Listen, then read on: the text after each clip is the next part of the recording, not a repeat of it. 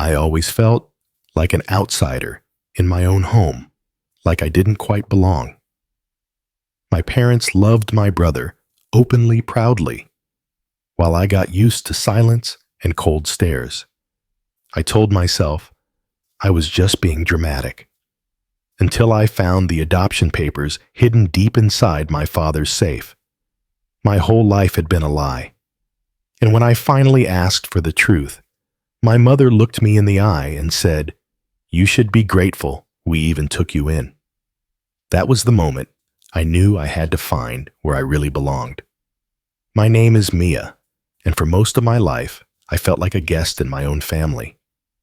I grew up in a small town in Kansas where everyone knew everyone, and family was supposed to be the most important thing. My parents, David and Carol, were respected members of the community. My dad ran a hardware store that had been in his family for generations, and my mom was a part-time librarian who organized the church bake sales and always remembered everyone's birthdays. They looked like the picture of kindness and tradition to outsiders. But behind closed doors, it was different. My parents were polite to me, never cruel or violent, but there was always this distance, a quiet coldness, like I was being tolerated, not loved. My older brother Ethan was the golden child. He could do no wrong. He got extra dessert even when he hadn't finished his homework, while I was scolded for leaving my shoes by the door. Every family photo had Ethan front and center, with mom and dad smiling proudly beside him, me. I was always on the edge of the frame. As a child, I tried everything to win their attention. I brought home straight A's, joined the debate team, volunteered at the animal shelter. I worked so hard just to hear a "we're proud of you," but it rarely came. If it did, it sounded rehearsed, like they were checking a box. I remember one Christmas when I was 10. I'd saved up for months to buy Mom a necklace I knew she'd been eyeing at the store. I was so excited for her to open it. She smiled and said thank you, then immediately turned her attention to the gift Ethan had made, a macaroni picture frame with crooked glue lines.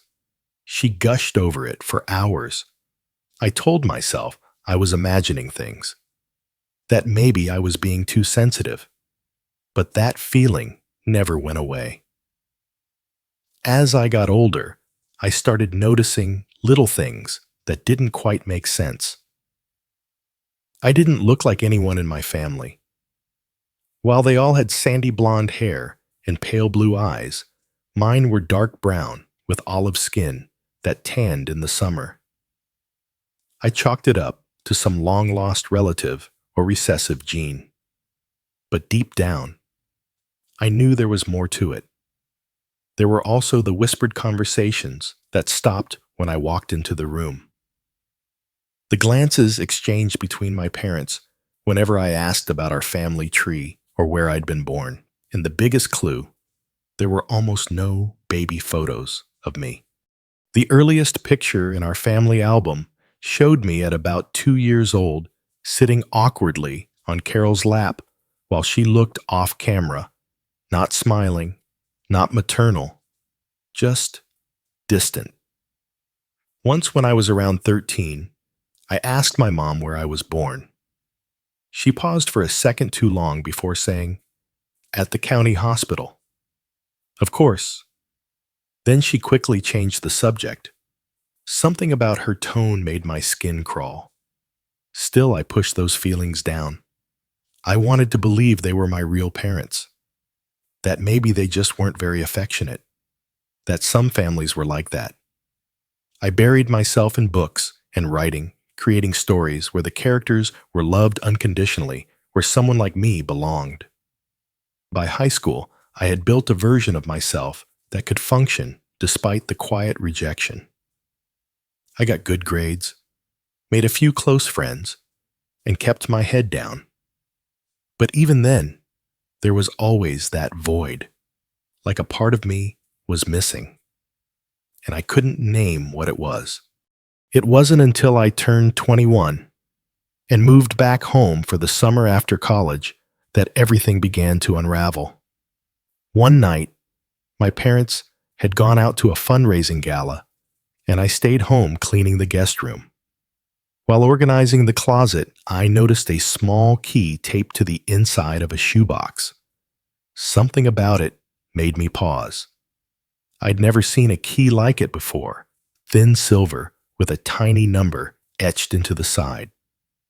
For reasons I still can't explain, I went downstairs to the study and tried the key on my father's old filing cabinet. It didn't fit there, but then I remembered the wall safe behind the painting, something he always kept locked and never spoke about. I had seen him use it a few times growing up, but never knew what was inside. Heart racing, I pulled the painting aside and tried the key. Click. The door swung open, and inside were a few old envelopes, a stack of savings bonds, and one thin yellowing file labeled Mia, adoption papers. For a few seconds, I just stared. The words didn't make sense. I felt like I'd stepped into one of my own fictional stories. But this wasn't fiction. It was my life. My hands were trembling as I pulled the file from the safe. I didn't even realize I was crying until I felt the wetness on my cheeks. Inside were two notarized documents. One was an official adoption certificate dated July 17th, 2003. Just a few weeks before that first photo of me in the family album. The other was a letter from a law office in Oregon confirming the finalization of the adoption and including the names of my biological parents, Elena and Mateo Alvarez. I read those names over and over again. Elena, Mateo, not David and Carol. Suddenly, everything made sense. The awkward silences, the lack of warmth, the weird tension whenever I asked questions about my past. I hadn't been imagining it. I was never their daughter, not really. I was just someone they took in. I sat there for what felt like hours, rereading the documents, feeling like my entire identity had been ripped out from under me. Who was I? Why had they lied? And why hide this from me for 21 years? When I finally heard the front door open, my heart jumped. My parents were home. I didn't plan to confront them right away. I needed time to think. But something inside me, maybe years of bottled up confusion and pain, boiled over. I walked straight into the living room, adoption papers clutched in my hands like evidence in a courtroom. They were taking off their coats, laughing about something someone said at the gala. When they saw me, the laughter died. "What's wrong?" my dad asked, his voice cautious. I held up the file. "You tell me." My mom's eyes darted to the papers. For a split second, there was panic. Then it vanished behind the same mask of controlled calm she always wore. My dad looked at her, then back at me. "Where did you get that?" he asked quietly. "It was in the safe," I said. "I found the key. I know I wasn't supposed to, but I did. And now I want answers." They exchanged a long look, that same look they always shared when something came up about my past. Only now there was no way out. My mom was the first to speak. "We were going to tell you someday," she said. When I turned 30, 40. After you died, I snapped, voice shaking. "Why would you keep something this important from me?" My dad sighed and sat down slowly, like he was preparing for impact. "You were just a baby," he said, "barely 2. You had been in and out of foster care. We didn't think you'd even remember your biological parents. And we thought it would be better this way. Simpler. Better for who I demanded, not for me. You raised me in a house where I felt like a stranger. You made me question everything about myself for years. And now you expect me to just understand. My mom's expression hardened. The mask was slipping. You should be grateful, she said coldly. We gave you a home, a future. You think your birth parents could have given you what we did? They gave you up. That cut deeper than I expected. Maybe because I had imagined so many versions of the truth over the years. Maybe my birth parents had died in an accident, or gotten sick, or been forced to give me up under heartbreaking circumstances. But I didn't know. And now, all I had were my adoptive mother's bitter assumptions. You lied to me, I whispered, for my whole life. My dad rubbed his forehead. Mia, we're sorry. We didn't want to lose you. Lose me, I laughed bitterly. You never had me. Not really. The room was silent. For once they had no rehearsed lines, no perfect excuses, just stunned, heavy silence. I went to my room and locked the door. I could hear them arguing softly downstairs, but I didn't care. I wasn't part of that conversation anymore. I wasn't part of their story. That night, I couldn't sleep. My mind kept replaying their words. You should be grateful. Was I supposed to thank them for lying to me? For raising me in a house where I was always less than enough? Where I had to earn scraps of affection while my brother basked in their pride? I opened my laptop and Googled the names from the adoption papers, Elena and Mateo Alvarez. It was a long shot, but I had to try. After an hour of searching, I found something. A website for a local arts collective in Oregon. There was a photo of two people in their early 40s standing in front of a mural. Elena was an art therapist. Mateo was a musician. They looked kind, warm, creative, and both had brown eyes and olive skin just like mine. I stared at that photo for a long time. I didn't know what kind of people they were or what reasons they had for giving me up. But in that moment, they felt more real to me than the two strangers in the next room who raised me. I bookmarked the page.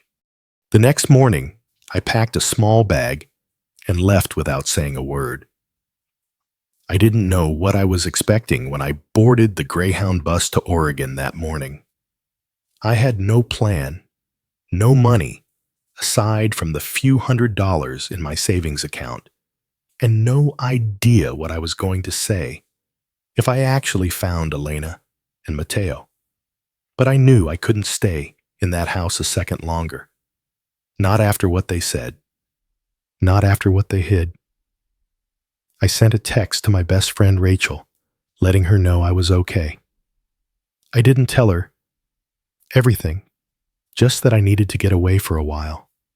She offered to send me money, but I declined. This was something I had to do on my own. The bus ride felt like a blur.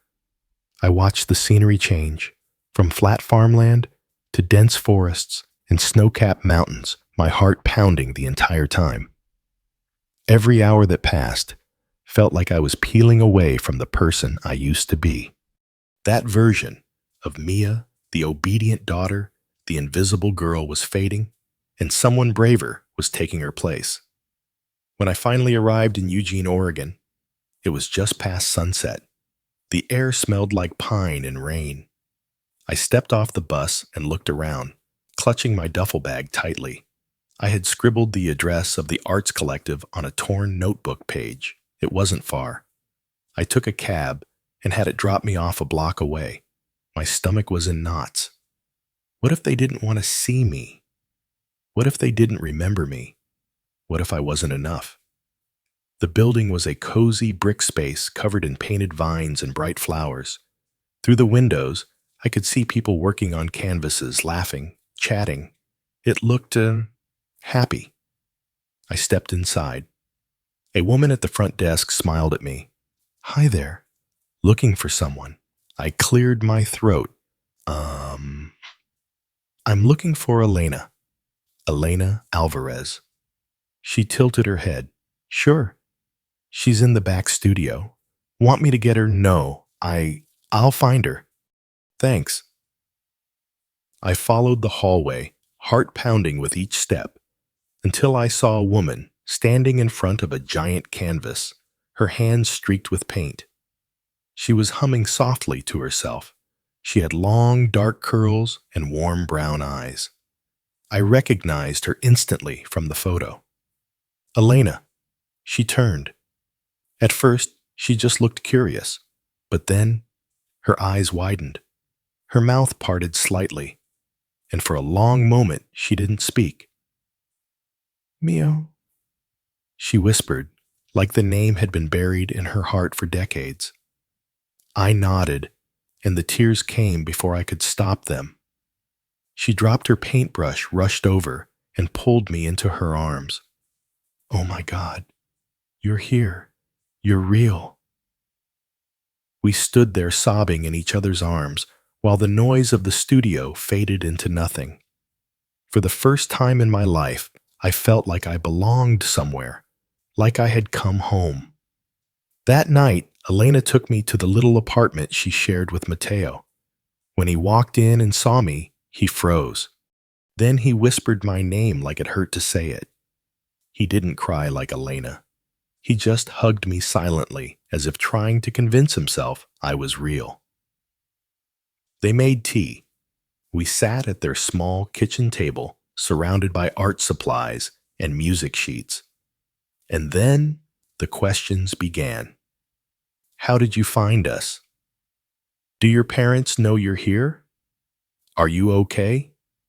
I told them everything about finding the adoption papers, about the fight, about how I left. They listened without interrupting, their hands clutching each other's tightly. When I finished, there was a long pause. Matteo finally said, "We never wanted to give you up. That was the worst day of our lives." Elena nodded, wiping her eyes. "We were just kids. I was 17. Matteo was 18. We had no support, no money. My parents had kicked me out. We were living in a shelter. We thought you deserved better than we could give. But you tried to get me back, didn't you?" I asked. "Yes," Matteo said. "A year later, when we had jobs and a place." But by then, the adoption had been finalized. The agency told us the family had moved and didn't want contact. Elena added, "We wrote letters. Every birthday, every Christmas. We sent them to the agency, hoping they'd pass them on. But we never got a reply. Letters, birthdays. They had never stopped thinking about me." That truth cracked something wide open inside me. "You never stopped loving me," I whispered. "Not for a second," Elena said. "I stayed with them that night, and the next, but it wasn't all perfect. As the days turned into weeks, the emotional whiplash of everything I'd learned started to take a toll. I found myself waking up in the middle of the night, crying without knowing why. I'd snap at Elena for small things, then immediately feel guilty. I didn't know how to just be with them. There was so much history we'd missed, so many memories I didn't have. They were patient, so patient. But I felt like I was constantly balancing on a tightrope between two lives. The one I'd left behind and the one I was trying to build now. And then one day, I got a call from Rachel. "Your mom's been trying to reach you," she said. "She's freaking out. She thinks you're in danger." I laughed bitterly. She's 21 years late for that. She also said Ethan's been asking about you. He's worried. That surprised me. Ethan had always been distant kind, but disconnected. We were siblings in name only. Still, the thought of him worrying about me stirred something old and confusing. Against my better judgment, I answered one of my mom's calls later that night. Mia. Her voice cracked. "Oh my God, you're okay. I'm fine," I said flatly. "Where are you?" "With people who don't lie to me." There was silence. Then Mia, "Please. We messed up. We thought we were protecting you, but we should have told you. I see that now." I didn't respond. "Can you come home?" she asked. "Even for a visit?" That was never my home, and I hung up. A few days later, a letter arrived at Elena's address. No return name, just a plain white envelope with my name on it. Inside was a note from Ethan. "Mia, I don't know what to say. I didn't know about your adoption. Not until you left. I thought our parents were strict, but I didn't know they were hiding something that big. I'm sorry. I don't blame you for leaving, but I miss you. I always admired you, even if I didn't say it. Wherever you are, I hope you're finding what you needed. Ethan." I stared at his handwriting for a long time. Maybe I wasn't completely alone after all. Months passed. I started helping Elena at the collective running workshops for kids and writing about my experiences. I journaled obsessively, trying to make sense of everything. Mateo encouraged me to publish some of it. "You have a voice," he said, "a powerful one. People need to hear it." And so I started writing a memoir, page by page, memory by memory. Not just about the betrayal, but about reclaiming myself, about learning what family really means. When I submitted the manuscript to a small publisher in Portland, I didn't expect much. But they loved it. They wanted to publish it. The title was simple: The Girl They Tried to Forget. One afternoon, during a book signing event at the Collective, I looked out at the crowd. Elena and Mateo were in the front row, holding hands, tears in their eyes. And behind them, Ethan. He smiled when our eyes met. He looked nervous, out of place, but he was there. Afterward, he approached me, hands in his pockets. "Your book. It's powerful," he said. "You wrote it like it hurt." "It did," I said. He nodded. "I'm glad you found them. You deserve that kind of love." I looked at him for a long moment, then said, "You can come by sometime, if you want. You're still my brother Ethan, even if everything else was a lie." He smiled, and it wasn't forced. "Thanks, sis." Tension had broken. Truth had been told. The scars were still there, but they didn't own me anymore. I had a family, and this time it wasn't built on lies.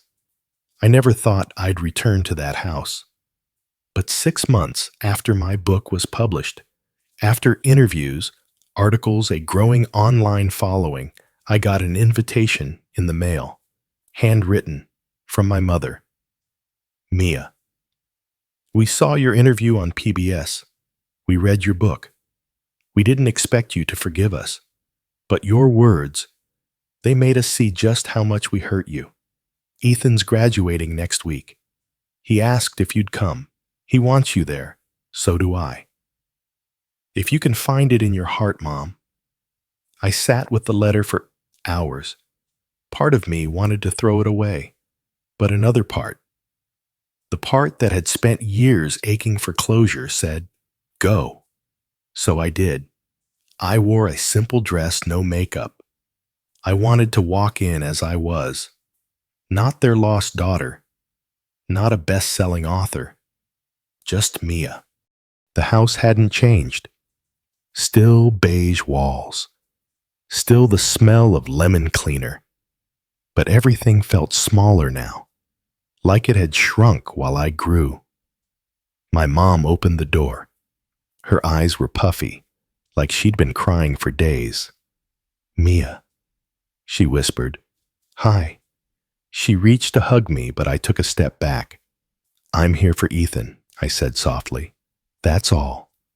She nodded, stepping aside. "Of course."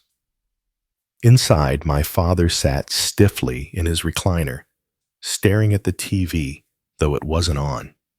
He didn't say a word, didn't even look up. Ethan rushed down the stairs, grinning. "You came." He wrapped me in a hug before I could object, and for once I let myself lean into it. "You really read the book?"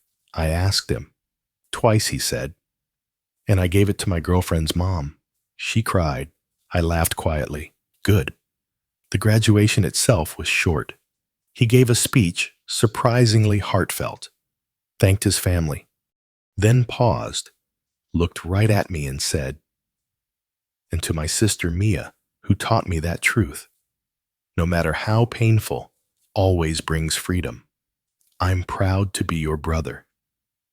There were gasps, and then applause. Back at the house, there was a small reception. Family friends I hadn't seen in years. Some of them came up to me offering awkward compliments about the book. Others avoided eye contact. My father stayed silent the whole time. But then someone unexpected arrived.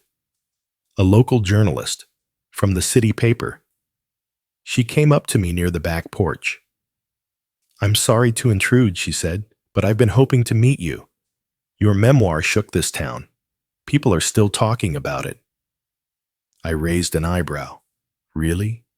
"Especially the part about the agency letters never being forwarded." We did some digging. Turns out, your parents specifically requested the agency block all contact from your biological family. They signed papers to keep everything sealed. My stomach dropped. I had believed somewhere deep down that maybe they had just been careless, that the system had failed us all. But they had made a choice, a cruel, deliberate choice. I turned toward the house. My mother stood at the kitchen counter, laughing nervously with a neighbor. She looked up and saw me staring. Her smile faltered. I walked inside, calm, cold. "Can we talk?" I asked. She nodded, following me to the hallway. I handed her the journalist's card. She found out the truth. That you blocked every letter Elena and Mateo sent. You kept me from them. On purpose. Her lips parted, then closed again. You lied for 21 years, I said. But it wasn't just omission. It wasn't fear. It was control. Tears welled in her eyes. "We thought we were protecting you." "No. You were protecting yourselves from losing the perfect daughter you wanted me to be." She collapsed onto the stairs, sobbing. "I was afraid that you'd choose them, that you'd leave us." "You were right," I said simply. Then I walked away. That night, back in Oregon, I posted an open letter on my blog. No names, no addresses, just truth.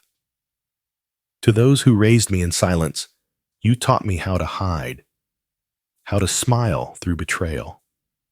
But you also taught me something else, that love without truth is not love at all. I found the people who never stopped looking for me. I found the truth. And now, I've found myself. The post went viral. Dozens of adopted children messaged me, thanking me for voicing what they couldn't. I was invited to speak at youth centers, book clubs, adoption reform events. The twist, the karma. My story. Our story sparked change. State legislation on adoption transparency began to shift. Elena and Mateo were asked to consult on family outreach programs. And the agency that had buried my parents' letters, they issued a public apology and changed their contact policies.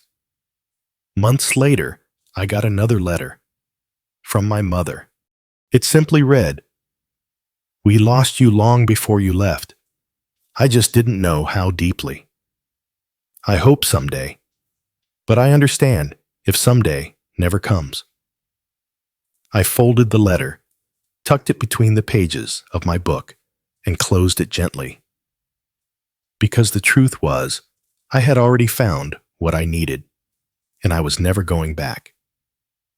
It's been 2 years since I moved to Oregon. I live in a small cabin near the woods just a few miles from Elena and Mateo. Every Sunday, we gather around their table, homemade empanadas, soft music, laughter, echoing through the trees. It doesn't feel like catching up on lost time. It feels like building something real from the roots up. I still write. My second book just came out, The Girl They Buried, the Woman She Became. It's not about pain. It's about rebirth. About how the truth, once unearthed, can grow into something beautiful. Sometimes people ask me if I regret it all, if I would go back and change what happened. But the answer is no, because I wouldn't be me if I hadn't been broken first. I wouldn't have found Elena's sketchbooks, Mateo's letters, the quiet courage inside myself that kept whispering, "You deserve more." I visit schools now. I talk to teens who feel misplaced, unheard, invisible. And I tell them, you are not the secret someone else tried to hide. You are the story still unfolding. Last fall, my former mother sent one last letter. No apology this time, just a photo. It was of me, age 6, wearing a Halloween witch costume, smiling, but not quite. On the back, she'd written, "You always knew you didn't belong. I wish I had been brave enough to help you find where you did." I keep the photo in a drawer, not out of bitterness, but to remember. Because now I look in the mirror and I know where I belong, not in the house I grew up in, but in the truth I chose. In the family who never stopped waiting for me to come home.